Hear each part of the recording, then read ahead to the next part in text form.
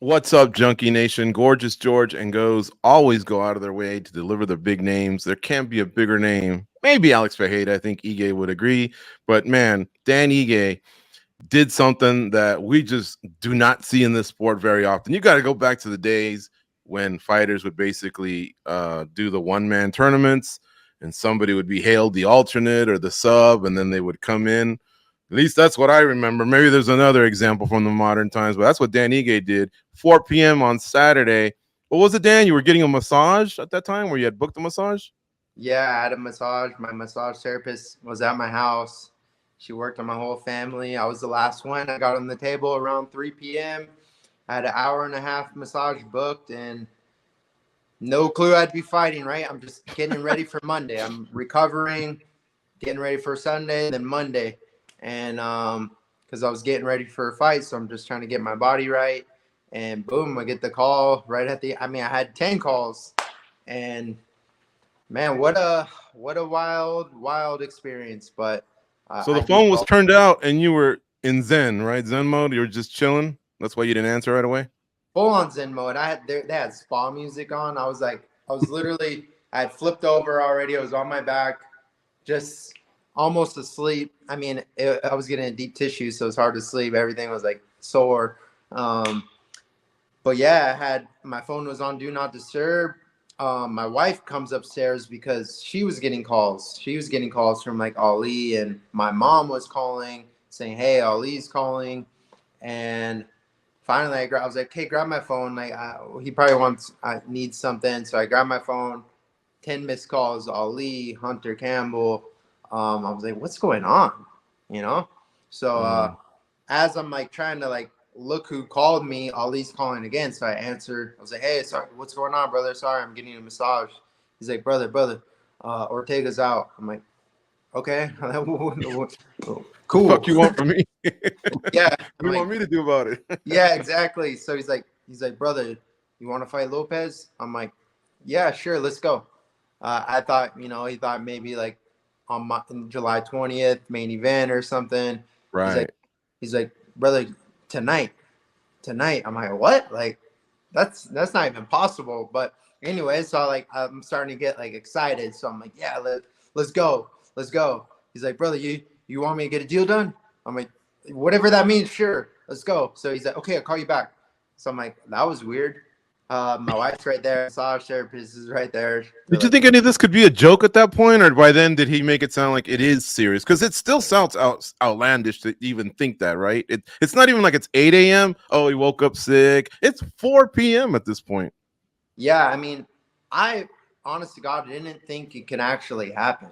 So I'm like, okay, like I'm just gonna keep. I'm a yes, not I'm a company guy, but I'm eager. I'm ready. I'm strong. I'm healthy. I'll fight. What's the implications? I don't even know. So he's like, brother, I'll call you back. Calls me back like 5 minutes later. He's like, start packing your bags. Well, this is gonna happen. 80-90% is gonna happen. So I'm like, okay, this is real. So I'm running around my house, like, what do I need? Trying to drink water, trying to eat something so I have fuel. Because if I'm gonna fight, I need to be fueled. What'd you eat? Um, I just had some yogurt and granola That and ain't fuel, is it? I don't know. yeah, I don't know. It was just like all I had at the time. So I had some yogurt, granola, some honey. I had a coffee. Um, I had some carbs, like supplemental carbs, and then so I'm just like literally like running around my house, like frantically excited, and just grabbing random things. I'm like, what do I need? My wife's like, you need to get your backpack. I'm like, what do I put in there? Like, I don't even know. So Ali's like, brother, what's your address? It's gonna happen. You're gonna get a contract in your email. Just keep. So I'm refreshing my email like every 20 seconds. So I'm like, nothing yet, nothing yet, nothing yet. Mm-hmm. He's like, who do you want in your corner? I was like, Eric. So I call Eric. Um, Eric's already there, right? Because he's gonna corner Roman Dolidze. And I told Eric, I was like, bro, we're fighting Diego. He's like, cool. I'm like, tonight. He's like, shit, cool. I'm like, all right. So Eric, he's like, bro, I'm coming to your house. I'll meet Roman at the arena. I'm coming to your house. What's your address? So Eric comes over. He's like, who do you want? So I tried calling GIF. Gift doesn't answer. I call him 5 times, not answering. He's sleeping. So I'm like, all right, who's next? Eric's like, let's get Kai. So I call Kai, or he calls Kai. He's like, Kai, be at Silverado Ranch in Las Vegas Boulevard in 30 minutes. We're going to pick you up. And he's like, okay, what do I need? He's like, bring my gear. He's like, all right, what's going on? He's like, we'll talk later. Boom, hangs up. He's like, who else you want? And then they call Strickland. I'm like, dude, Strickland's the perfect guy for this moment. Strickland's out riding his motorcycle somewhere, so they call Strickland. Strickland rolls in to the T-Mobile. He's like, Strickland, be at T-Mobile in 1 hour. He's like, okay. He's like, Ige's fighting. He's like, what a badass.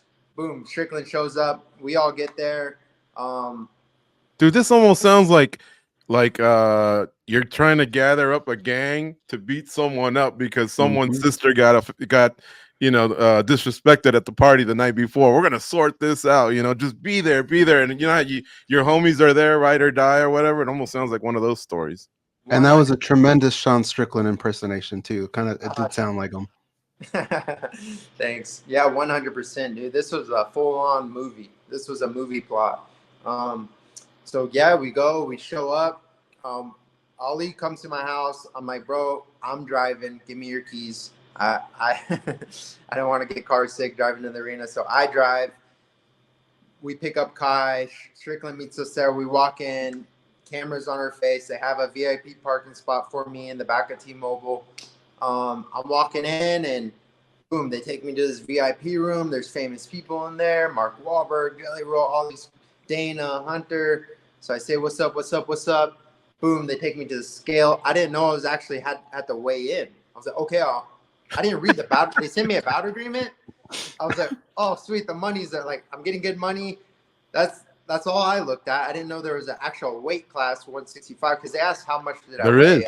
Super lightweight. Like, 64, 65. I didn't know. That's just what I said. That's what I typically weigh 3 weeks out. So, boom, I go. They're like, all right, get on the scale. I was like, hold on, I got to use the restroom real quick. So I go to the bathroom, take a pee, come back, boom, 164 and a half. They're like, all right, fight's official. I'm like, oh, let's go. Who knows, right? If I would have came in overweight, what would have happened? Like, I don't know. Oh, the contract said 165. The contract said 165. Yeah, that's called super lightweight.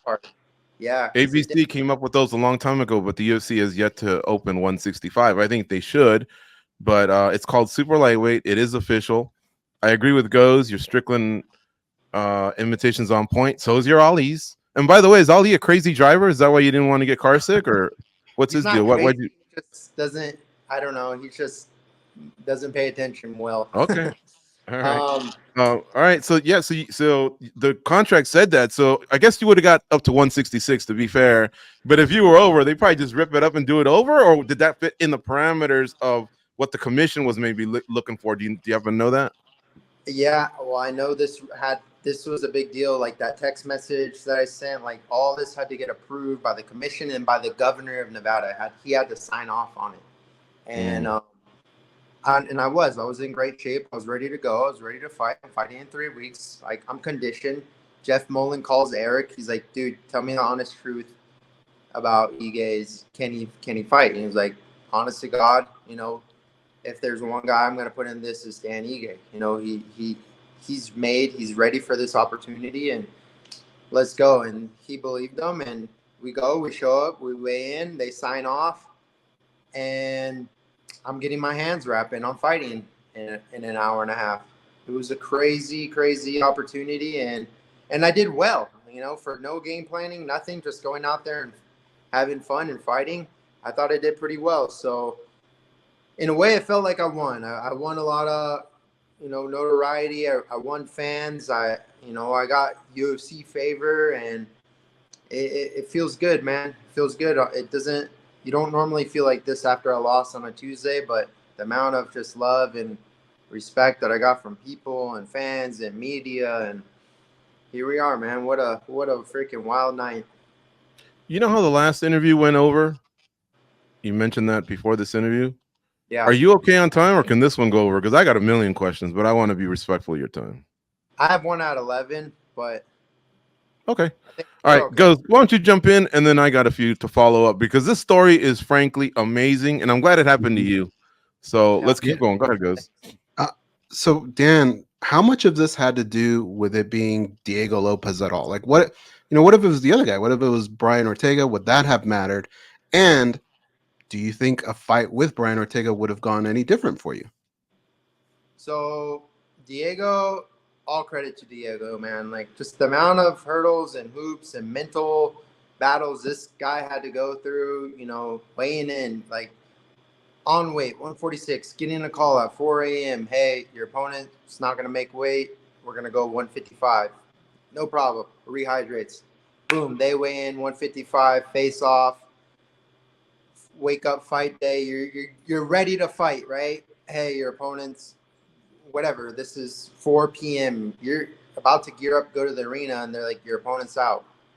At that point, in your mind, if you're a fighter, okay, I'm not fighting today. This sucks. Like, I don't even know what he was thinking in his head, but they came up with the wild card. They're like, give us a second. Let me call Dan Ige. And the way it all worked out, dude, huge props to Diego, because I don't think anyone else in these type of circumstances, like, he's a real fighter. And I know there was probably a lot of banter and contract negotiations, last minute chaos behind the scenes, but it all worked out and all played out how it was supposed to. And yeah, a fight with Ortega would have went different. I don't know, man, because I was just there in the moment. There was no actual game plan. It's just go out there, trusting your instinct, trusting your ability, and fight. But yeah, man, what a night. I feel like a guy that did what you did has like a card, right, that he can play whenever he wants. Something that you've always wanted to do. I feel like the UFC would probably say, give it to the guy. Do you know what that card is? Is there something special that you're going to pull that card out one day and drop on their table and say, this is what Dan Ige wants now? Well, maybe September, the Sphere. I already asked for it. They said I got it. Now it comes down, can you find me an opponent? It has to work out, right? A Mexican fighter. I think it'll work out. I think that's the next biggest thing, right? Because how do you top what just happened? I think a big fight at the Sphere. I mean, it doesn't even have to be a big fight, just a fight, an opponent, because that Sphere in itself is going to be the most eyeballs on it ever, and it's going to be insane. Just the spectacle of it. I'd love a fight there. That was my original game plan, was to fight July 20th, put on an impressive performance, and call out someone like the likes of Yair, Ortega, or Lopez, depending on how their fight went. That didn't happen. But then this all happened. So I was like, what happens now? I still want to fight there. I just lost, I don't know. But the way Dana put it was like, dude, whatever these kids want, they want to both fight on the Sphere. They got it. So we'll see what happens, dude. There's endless potential there. And if not, I'll be ready. That. That itch for Diego Lopez, because we don't know what a fight would look like if you both had training camps for it. It was entertaining the way it went down, but if you both were prepared for this, I think it would be a tremendous fight. Is that itch still there to want to fight this guy again? Like if they said, let's just do the rematch there, or they gave you another opponent, what would you prefer? I mean, either one. I honest to God, I don't think it'll happen next. I think this could be a fight that could happen again, and it'll be huge down the road. Like, hey, let's give both these guys equal opportunity. They both weigh in at 145, and they can both study and game plan for each other. And we'll see what happens. I have an amazing team behind me: Eric, Giff, my brother Scott. I have an amazing team, right? We can put together a game plan. They could put together a game plan. Shit, make it a 5-round fight. I got the gas tank for that, and that would be insane. But does it happen next? I don't know. If it happened next, yes, I'll be ready. If it's anyone else, I'll also be ready. I just want a fair shot, and I think now that I have that little bit of, like you said, I have that card, and that's what I'm calling for. I want to fight on the Sphere. We spoke a little bit during our broadcast of what was going on in the pay-per-view, and I said I was absolutely shocked that they put another fight together, but I wasn't shocked that you were the guy that they called upon. And I told George, because I go, look, his dad's a Navy SEAL. That's like that mentality of be ready all the time. And when have we ever walked into the gym and you not be there? So can you maybe speak to that? Like the mentality that your dad's had his entire life, has that kind of transferred over to you? Because you do seem like a guy that it's not really ever in camps. It's just one giant camp. Yeah, you know, this is my life. This is my lifestyle. And that's what this fight was, man. It's just show up and do what you do every single day of your life. And that's why there was really no hesitation. There was no Eric, what do you think about this? It was Eric, let's go. It was Gift, let's go. We're fighting. Not, hey, do you guys think this is a good idea? No, this is happening. And I wasn't going to sit there and negotiate myself out of a deal. I wasn't going to be like, give me $2 million. And they'd be like, okay, go screw yourself. You know, we're not, they can easily just shut down the whole thing. This was an opportunity for me to become a legend and do something above and beyond, something that's never been done. And, you know, in this era, right, of the sport, not, you know, guys show up and have bar fights all the time, but at this level of competition, fighting the best guys in the world, Diego's 90-something% finishing rate. He's ranked in the top 15. He's an absolute stud. And just to show up and fight one of the best guys in the world on 4 hours, it's unheard of. And this does come down, you know, to my whole upbringing and my entire life and my dedication to the sport and my dream and the work ethic and showing up every single day and staying disciplined. And it all paid off, man. It just was show up. This is your moment, you know, be in the moment and have fun, and whatever happens, happens. And, you know, the way I finished that fight was you know, why the story is so great. It's not like I just signed up and went in there and just got ragdolled and freaking beat up or knocked out or tapped out. Like, dude, I went in there, put on a fight. You know, he hit me with his best shots, and then I came out on top. I came out and I heard him. I felt his spirit start to break, and give me a little more time, the fight's over. You know, if we could go, you could go down the whole road of had I done this or this or this, but there's no excuse. I did what I did. I finished the way I finished, and here we are talking now. Last one for me before I turn it over to George. Because of the chaos of the situation, who was the most important person in your life that you just didn't tell that all this was going on? You just kind of forgot, and maybe they found out on their own, like, holy shit, what are you doing on the broadcast? Family members?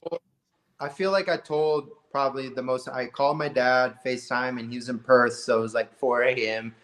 I was like, "Sup, Dad?" I was like, "Crazy thing, I'm fighting tonight." He's like, "What?" Like he got all amped up and hyped up. My mom was at work. I called her. She didn't answer, but she kind of heard the news and told me. She texted me, "Good luck. I'm gonna watch you on my break," because she works at Red Rock. So she ran over to like the Rock something. I forget what it's called, but they show the fights there, and she said she went in there and watched, and everyone was cheering, and no one knew that she was my mom, and she was nervous watching it. I called my brother. I called my father-in-law. I pretty much called I called one of my mentors back home. I don't know if I forgot anyone, but obviously. Well, did Gifford ever answer the phone and find out, or did he sleep through the whole night? Gift didn't answer, but the second I was signing, I was like, he called me back. I was signing in the contract. This all happened so fast. I was like, Gift, I love you. I'm fighting. He's like, dude, I love you too. He's like, I was like, the ship sailed, you know. I'll see you on the other side. And you know, he told me he loved me, tell me what he's like, go out there and do what you do. And again, there was no hesitation. So everyone trusted in my ability to do what I got to do on Saturday night. Man, that's cool. Yeah. What about Marky Mark? Did he say anything when you walked in or on your way out? Mark Wahlberg. Oh, yeah.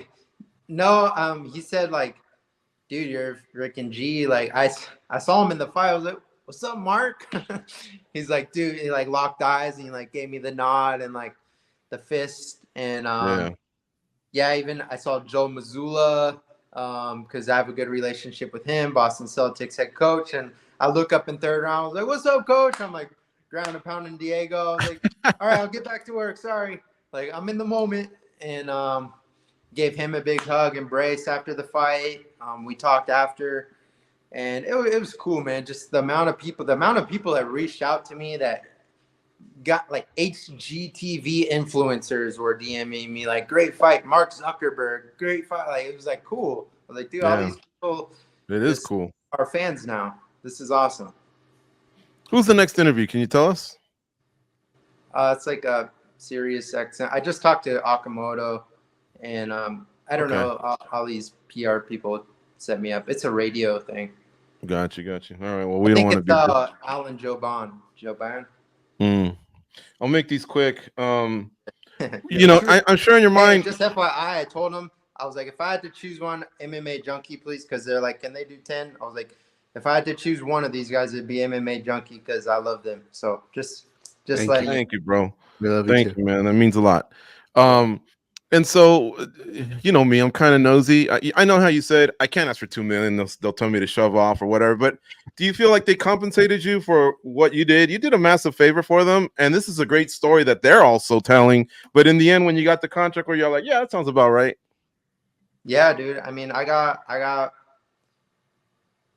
all my money showing my win, and I got more than I got a new deal out of it. I got paid well. I probably got double or triple what I normally get. So it was the number hit the bank account today, and it looks nice. I got to make those payouts. So the payouts are bigger now. So, but I'm blessed, man. I'm grateful. I'm happy. You're always going to want more money in a way. So I try not to get too greedy in my heart. But I do believe I was compensated fairly. And with who I was at the time, I don't think I asked for too little. With who I am now after what happened, I'm sure I could, if something else happens down the road, I'm sure I could get a little more money. But that being said, it all worked out how it's supposed to work out. God is good, and everything's in his hands, and it worked out the way it's supposed to. We got 30 seconds, so I'll leave you with this. I think you could have got on the Sphere anyway. So that card that Goes is talking about, that get out of jail free card, the ace up your sleeve, whatever you want to call it, rephrase it. So when they go, so Dan, they owe you one. What do you want? Don't just say the Sphere. Say, man, I want to roll up in that new Range Rover that Dana White's going to buy me to the Sphere for my fight. You know what I mean? Throw something else in there, man. I think he'll give it to you. Your family's growing. And this is a gangster story that we're all going to talk about, for a long time. So slip something else in there like that. That's a good one. Maybe they can help my mom out because, with her car getting stolen, like, we're good, man. Cars, materialistic things are cool and whatnot, but I'd just rather help other people, man. I want my mom to have something nice, and maybe I'll use that one. That's a good one. All right. We'll let you go. Get to Alan Juban. Those are our boys over at Sirius XM. We were there for 5 years, so we don't want to be disrespectful to them. Thank you for the kind words you said about us. We feel the same towards you, man. We love you. And again, congrats on that fight. I really feel like you won anyway. I agree. Had this gone 5 rounds, it looked like it was headed that way. But I don't want to take anything away from Lopez. He went through a lot too. You're both 100%. G's, man. You're both G's. Take care, man. We'll talk to you soon. Right on. See you guys. Right. See ya.